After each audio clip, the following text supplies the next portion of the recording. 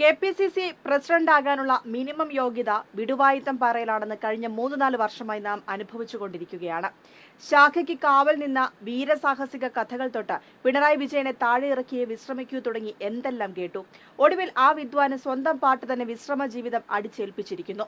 പകരക്കാരനായി വന്ന വിദ്വാൻ ആദ്യം പ്രഖ്യാപിച്ചത് മുൻ പ്രസിഡന്റാണ് തന്റെ ഏക ലീഡർ എന്നാണ്. ആ ലീഡറുടെ നോമിനിയാണ് പുതിയ വിദ്വാൻ എന്നും. പുള്ളിക്കാരൻ പട്ടക്കാരുടെ നോമിനിയാണെന്നത് ഇടതുപക്ഷ ആരോപണമാണെന്ന് കണ്ടെത്തൽ കടലാസിലെ ഒരു നായർ റിപ്പോർട്ടർ സാക്ഷ്യപ്പെടുത്തിയ സാഹചര്യത്തിൽ ഇനി അപ്പീലുമില്ല. ശിഷ്യൻ ഗുരുവിനെ പറയിപ്പിക്കരുതല്ലോ. അങ്ങനെ ഇന്നിംഗ്സ് തുടക്കം തന്നെ ബഹുക്കേമമാക്കി. ഗുരുവിന്റെ പാത പിന്തുടർന്നുള്ള വങ്കത്തം തന്നെ വങ്കത്തം. അതേ കണ്ടെത്തൽ പത്രത്തിന് നൽകിയ അഭിമുഖത്തിൽ ടിയാൻ പറഞ്ഞു, പിണറായി വിജയൻ മുഖ്യമന്ത്രിയായ ശേഷം ഒരു ഉപതെരഞ്ഞെടുപ്പും LDF ജയിച്ചില്ലെന്ന്. നേതാവ് വിഡ്ഢിത്തം പറഞ്ഞാൽ റിപ്പോർട്ടർക്ക് അത് തിരുത്താം, അല്ലെങ്കിൽ ഒഴിവാക്കാം. രണ്ടും ചെയ്തില്ല. കാരണം വായനക്കാരെ പറ്റിക്കാലോ. അങ്ങനെ ശിഷ്യന്റെ തുടക്കം ഗംഭീരമായി. പേരാവൂർ അസംബ്ലി മണ്ഡലത്തിലെയും കണ്ണൂരിലെ മലയോര കുടിയേറ്റ മേഖലയിലെയും രാഷ്ട്രീയം മാത്രമേ ടിയാൻ അറിയാവൂ. അസംബ്ലിയിൽ പോലും മറിച്ചൊരു വിഷയത്തിൽ വാ തുറന്നതായി അറിവില്ല.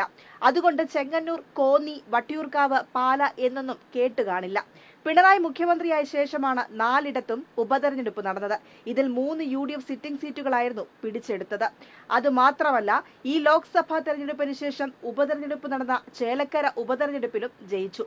പിടിച്ചെടുത്ത സീറ്റുകൾ ഉൾപ്പെടെ 2021 നിയമസഭാ തെരഞ്ഞെടുപ്പിൽ സീറ്റുകളുടെ എണ്ണം കൂട്ടി തുടർഭരണം ഉറപ്പാക്കുകയും ചെയ്തു. ഇതുപോലും മനസ്സിലാക്കാത്ത ഒരു വിദ്വാനെയാണ് പട്ടക്കാർക്ക് പ്രസിഡന്റ് സ്ഥാനത്ത് കുടിയിരുത്തുന്നതെന്ന് ഓർക്കുമ്പോൾ യഥാർത്ഥ കോൺഗ്രസുകാർ സങ്കടം സഹിക്കാനാകാതെ കുരിശു വരയ്ക്കുകയാണ്.